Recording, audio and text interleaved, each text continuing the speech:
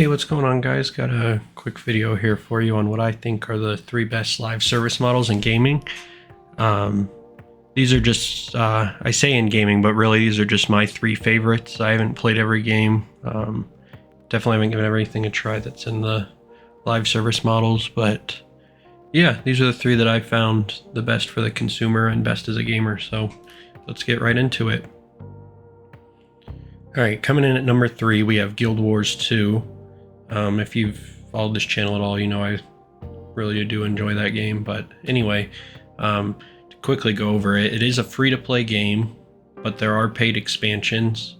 They aren't super expensive, and they go on discount pretty often, and they even bundle some together. So that's where the fair bit of that's why it's in number 3, is that you have to pay for expansions, and it's understandable with how much work goes into them. But yeah, anyway, also we have easy and really worthwhile daily and weekly objectives. They really reward you well, and you don't have to put in a ton of time to knock out weeklies and dailies in Guild Wars 2, so I appreciate that. It's not like it has to be your full-time job kind of thing, like a lot of other games. Anyway, they do have convenience items in their cash shop, like storage space and this, that, and the other, the kind of normal MMO stuff. Yeah, it can be kind of annoying when convenience is locked behind a paywall, so again, that's part of why it's number 3. One good thing for it, though, is that in-game currency can be converted to premium currency, so the gold that you earn in-game you can switch out for their gems and vice versa, so you technically never have to buy the premium currency to get the best out of it, but a lot of people would argue just because of the amount of time it would take to get the gold, it's really not a viable option for a lot of people. But yeah, and then lastly, I think the biggest thing that goes for Guild Wars 2 that just puts it way over any MMOs I've played is its horizontal progression, or lack thereof vertical progression. So what I mean by that is gear that people earned in that game like 5 years ago is still viable and still like top of the line today. So what that means is if you stop playing the game for a few months, you don't come back and everything you have is worthless and you have to re-earn everything. And also, if you're like mid-grind of, say, a legendary item, because those are the best in the game, and you stop playing for a while, your progress is still there. So it's really refreshing to see that in an MMO, because a lot of MMOs are way more brutal with that sort of thing, and they're also either premium titles or locked behind a subscription. So yeah, Guild Wars 2 comes in at number 3. Let's hop on to the next one. Coming in at number 2, we have Warframe. I've been playing this quite a bit lately, and what I can say about it is it's a free-to-play game, which all 3 of these are free-to-play. I kind of disqualified games you had to pay for up front because I didn't think that would be too fitting. But anyway, for Warframe, the biggest thing that I really enjoy about the game is all expansions in it are free. So any DLC or any new story content you can just play without paying a single dollar for, which is amazing. When you compare it to something like Destiny, it's like it's a night and day difference how Destiny's milking its users for every single dollar they have. But I digress. Anyway, one of the drawbacks I would say is that the premium items in their like cash shop they're all pretty expensive, but on the plus side, all of them can be earned in game, and something that's crazy I've never seen before. Literally, if you check out items in the cash shop, it'll tell you how to earn them in game before you even like try to purchase it. So they're kind of looking out for you in that regard. They let you know that it can be earned and how to earn it, so that's awesome. And then on top of that, for the cash shop, you can also earn their platinum as their currency. You can earn that by selling items that you can earn in game. I keep saying earning too many times, but yeah, you can sell. You can get prime components when you play some of their content, Fishers specifically, but those can be sold for platinum to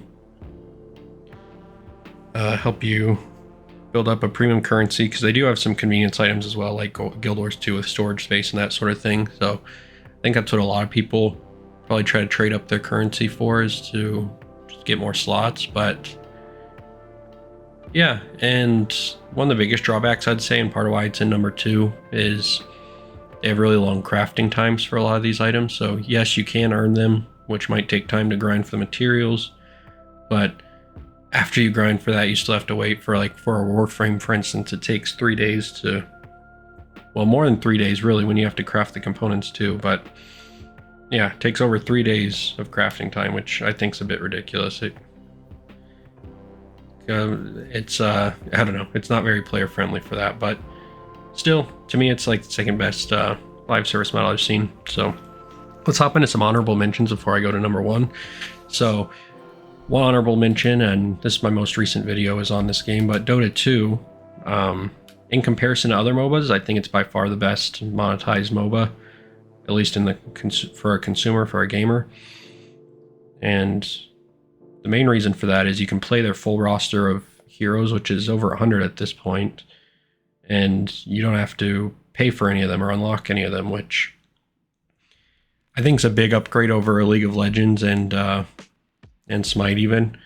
Both of those you have to either buy a pack to get all of them, or buy them individually, unlock them individually with in-game currency at a very low rate, or even have, I think, Game Pass for League of Legends helps that. But so yeah, it's a big plus. One reason I left it out, though, is it's very loot box reliant for skins, and some skins are ridiculously priced. Some are cheap, which again I think makes it better than League and Smite, because those are all outrageously priced in my opinion. But anyway, another honorable mention we have is CSGO. I've played that game quite a bit back in the day. Haven't touched CS2 too much, which I guess when I say CSGO I mean CS2 at this point. But another reason that one's getting left off is it's also loot box reliant, and well, yes, the game does cost money up front. You do get to play any modes and any content that they release after that.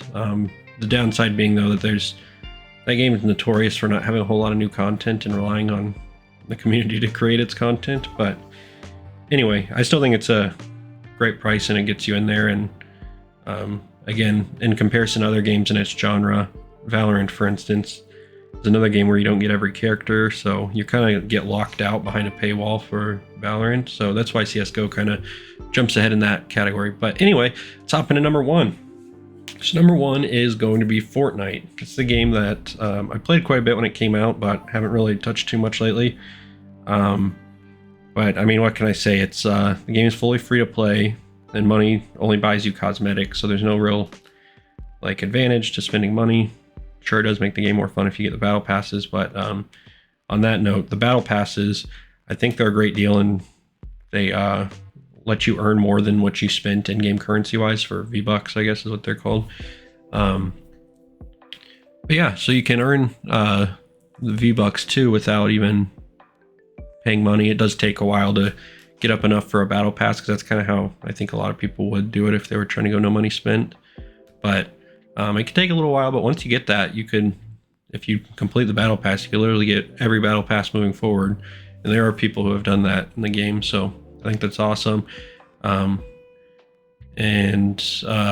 thing I'd say is they've added a lot of new content over the last few years, or constantly, honestly, since the game's been out. They constantly adapt the map, constantly add and remove items, and kind of keep it fresh.